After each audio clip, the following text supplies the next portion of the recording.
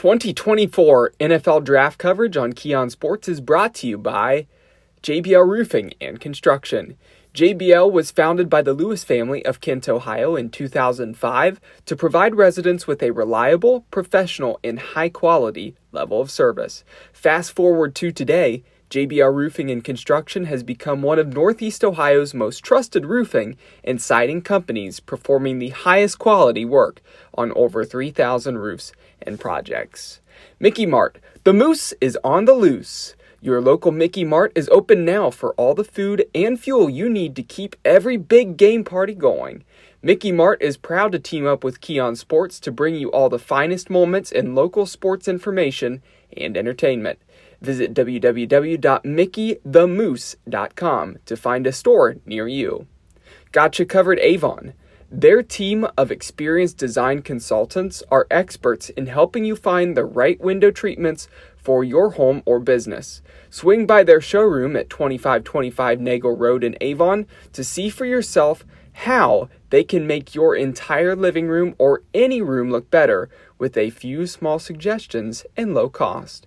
You can also find them online at gotchacovered.com/Avon.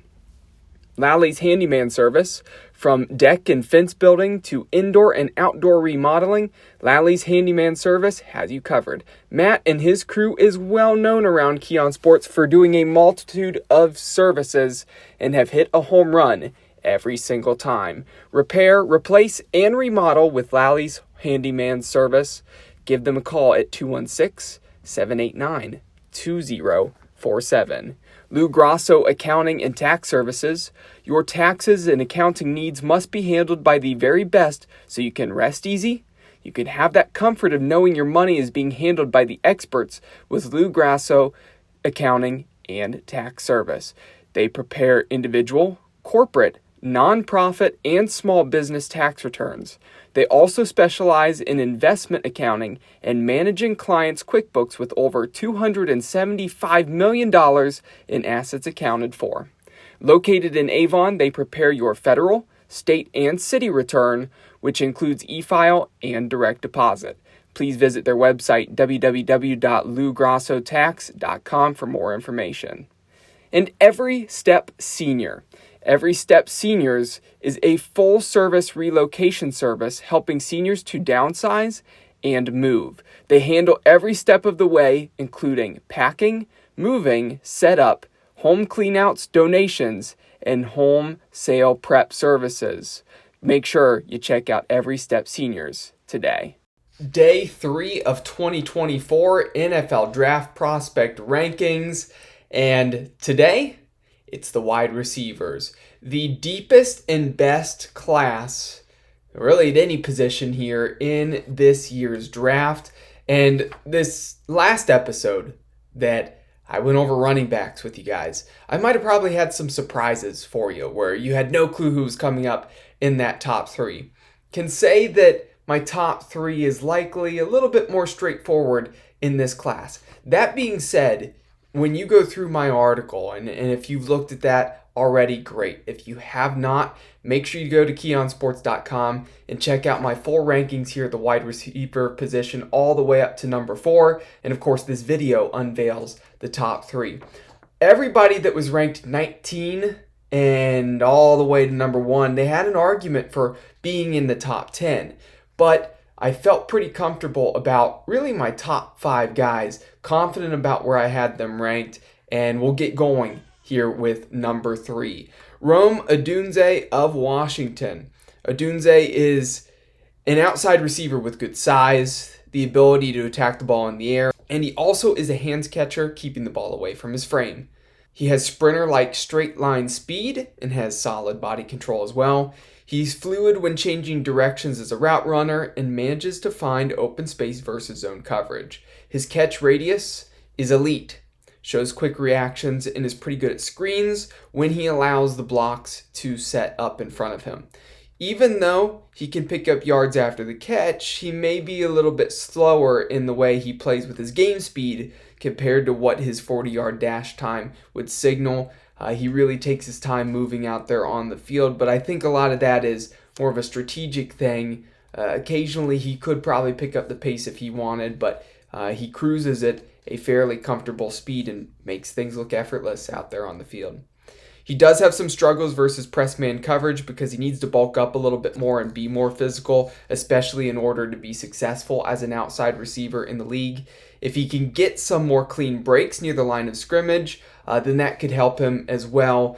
If he can make a guy miss rather than having to be full power trying to get through him when he's being pressed. But ultimately, Rome Odunze of Washington might have been a little bit closer with Keon Coleman. I do think there's a gap between him to the next two guys, but he is a guy who deserves to be in that top three. An excellent wide receiver, has all that ability with the speed and the size, as I mentioned, and the great hands.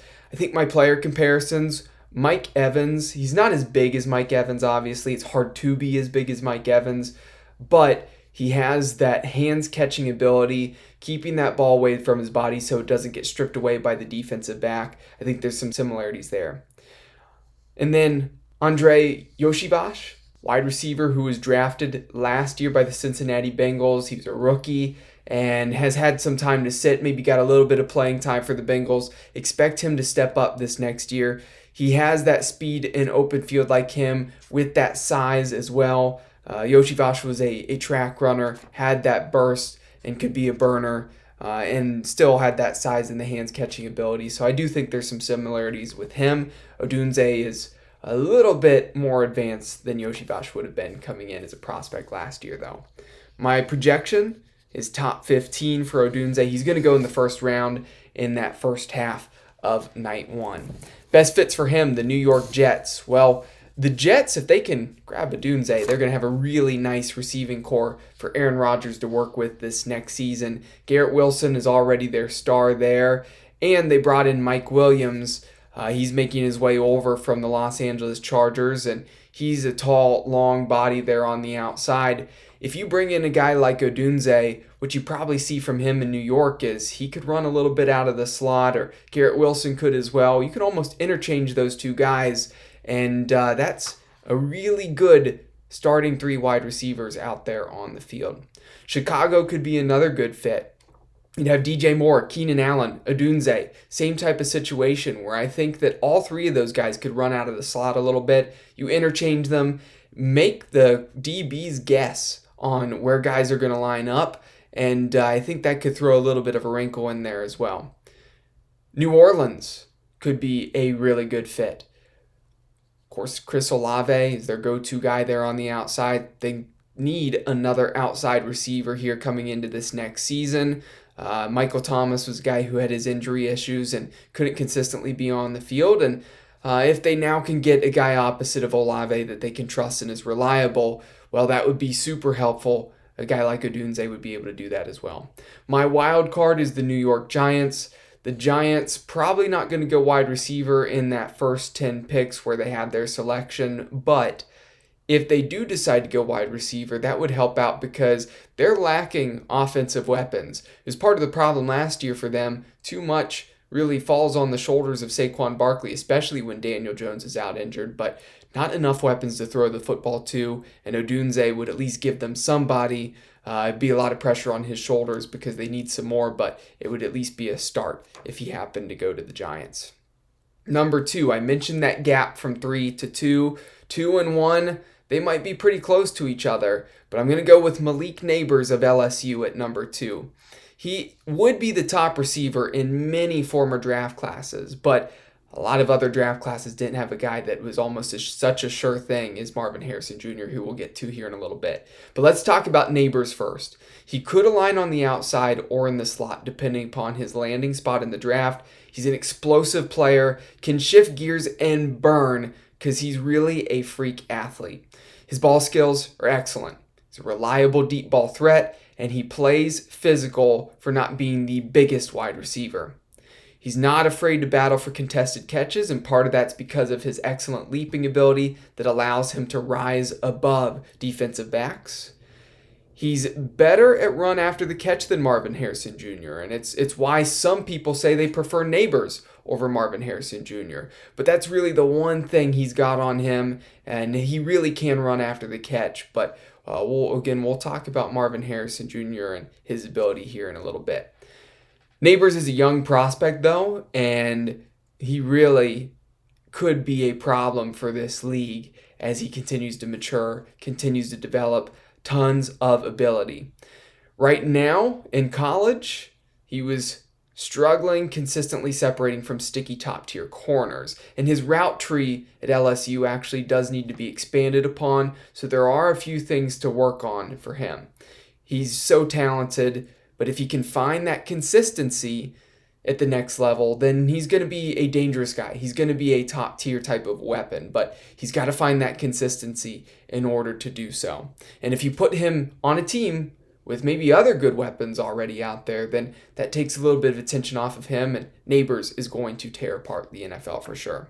My player comparisons for him: Jamar Chase, he has that explosiveness, that wide receiver one type skill set, and Chase can make things happen with the football in his hands after he catches it. Chris Olave, another guy who is deep ball threat. He is a guy who, when he gets down the field, he's going to make something happen if you can hit his hands, and Nabers is much like that. He'll go in the top 10. No really chance of him getting out. I'd be absolutely shocked if he makes it out of the top 10 because too many teams need a wide receiver in that first stretch. Best fits for him: Arizona. Arizona's there at number 4 and be a great spot for him. I don't necessarily know if he's going to actually land in Arizona, but if for some reason Marvin Harrison Jr. is already off the board, that could be a good spot. Kyler Murray would then have a weapon who can get down the field, stretch the field, and make plays. Atlanta would be really good because you have Drake London already taking attention. Bijan, as a pass catcher out of the backfield, is one of the best running backs at doing so. Kyle Pitts is a good tight end. It has the potential and the makings of enough guys out there on the field that Nabers could maybe slide a little bit under the radar. He's better than Mooney. He's better than Rondale Moore, two guys who are both now just added to that roster. Probably guys who maybe a little better at running out of the slot. Could go on the outside, but I think that they would get more slot work, and you'd see Nabers on the outside opposite of Drake London, and he's a very different receiver from London, so could be an excellent complement. New England just needs a receiver. Maybe, if not the worst, one of the worst wide receiving cores in the NFL, so a talent like him would instantly make their team better. And my wild card is Tennessee. The Tennessee Titans, they brought in Calvin Ridley. They have DeAndre Hopkins and Treylon Burks as well. So Burks is probably underperformed at this point. Hopkins is slowing down, still has great hands, and still can make things happen. Probably overpaid Ridley a little bit, but if you want to add a really good fourth receiver who probably would almost instantly surpass Burks on the depth chart, might even rival Ridley and Hopkins as well, he would add to the weapons that Will Levis would have to throw to. And at number 1, Marvin Harrison Jr. of Ohio State. He is about one of the most sure things at wide receivers we've maybe ever seen in a prospect coming out of any given draft class before the NFL draft. He turned heads throughout his college career with the way he played, and he turned heads again by not working out at the Combine or Ohio State's Pro Day. The easiest answer for him not working out is probably that there's a likely confidence that NFL teams don't really need to see any more from him. There's no need to overthink this one. And it's hard to believe that every prospect who's a top person, sometimes there's a tendency to overthink their value. And it goes to prove that even the best prospect overall in this class, yes, I said it, the best prospect overall at any position can still get some concerns, get a little bit of flack from people out there, because this is the time of year where everybody's overthinking the draft a little bit. And Marvin Harrison Jr., he doesn't have anything more to prove because he needs to be the first wide receiver off the board. As good as Nabers is, and they may be close to each other, Harrison's a sure thing. He's elite hands, body control, great size, and glides while accelerating. He's just such a smooth route runner. He can pull away from DBs in open field, and he shows off his freak athleticism every single game. He's a handful to deal with. Extremely productive, and a technician with the ability to play outside or even as a very big slot receiver with a 6'4" frame, but he could still do it, and that would be a nightmare for any nickel corners out there. He can high point the football better than almost anyone in this class because of his leaping ability and that length. And he's also not afraid to give effort as a blocker. Credit to Ohio State and the wide receiver factory there. Their wide receivers, they're not afraid to block. As good as they happen to be, an elite coming out of college going to the NFL. I mean, we can run down the list of Garrett Wilson and Chris Olave and Jackson Smith and Jigba, still a young guy who's developing, and Terry McLaurin. Let's not go any further because we can keep running down that list with so many talented wide receivers. But Harrison's just going to be another one of those guys who can really do it all. He has an elite bloodline. Of course, his father was a great player in the NFL, and Marvin Harrison Jr. may be the better prospect and may be a better player, even more talented and have more skill sets than his father. Now, his dad was a Hall of Famer, a great player. We'll see if his career can match up to that. But when it comes to being bigger, being stronger, being faster, he's got it all. He has the frame to carry a little bit more weight if he wants, and he's really a generational talent. As I mentioned, I think the best overall player in this class. He's going to be an instant wide receiver one wherever he goes. There's not much for him to work on aside from maybe some quicker cuts out of his break. Maybe also breaking some tackles in open field. And I do think when he's carrying that football, he can hold it a little bit tighter. Maybe sometimes gets a little bit complacent, but keep that high and tight. Don't let anybody come in and rip that football away. But he is going to be so fun to watch at the next level. Player comparisons for him, Justin Jefferson. He has that elite type of ability where he can be in that conversation likely of one of the best wide receivers, if not the best in the NFL. And then he has that frame like T. Higgins. He has plenty of size, can high point the football. So if you combine Justin Jefferson and T. Higgins together, man, what a wide receiver you have, and that is Marvin Harrison Jr. Projection for him's top 5. Hard to imagine him getting out of the top 5 with the talent he has. If anybody can get him at 6, 7, 8, somewhere in that range, then they just got to steal, because he should be the first player off of the board. It's not going to happen because of the quarterback needs in the first couple of picks, but hard to imagine he gets past 4 or 5. Best fits for him, he'd be an incredible fit in Chicago. Would love to see him with the Bears. Keenan Allen, DJ Moore, and Marvin Harrison Jr. Man, what a wide receiver room. But the likelihood is that they'll go Caleb Williams, and Harrison will obviously slide past pick 1. Arizona, they might be the most likely team to snag him. They're sitting right behind the couple teams that really need quarterbacks. They need a wide receiver. They don't need quarterback. They have Kyler Murray. Desmond Ritter's now brought in as the backup quarterback. So if he goes to Arizona, instantly be the wide receiver 1. And Kyler Murray will probably be thrilled about that. I know Paris Johnson Jr., who was selected by the Cardinals last year in round 1, he'd be loving having his Buckeye teammate pairing up with him. Atlanta would be an excellent fit on the outside. Kirk Cousins would instantly have a wide receiver 1.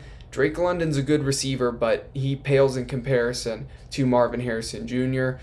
Drake London would be a good wide receiver too, but Harrison would be the guy there. In the wild card, the Los Angeles Chargers, well, Jim Harbaugh has seen plenty of Marvin Harrison Jr., and hopefully for him, he's liked what he's seen, because Justin Herbert, he needs more weapons there. Keenan Allen no longer there, Mike Williams no longer there. It's down to Joshua Palmer and Quentin Johnston.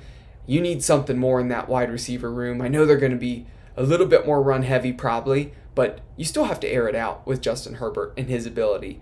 Marvin Harrison Jr. would allow you to do just that. They would be an excellent fit as long as a Buckeye and a Michigan Wolverine can work together here at the next level. That does it for the wide receiver class. What a great class this is. Maybe going to be one of the best wide receiver classes going down in history. Can't wait to look back at this one in future years and talk about the success that this class has likely had. But sad to close it out.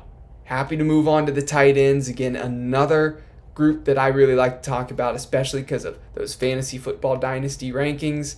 And, of course, just continuing this prospect ranking marathon that we have going here. Day 3 closing out. Day 4, I'll be back with you tomorrow. Hit that subscribe button, turn notifications on for when the next video goes up.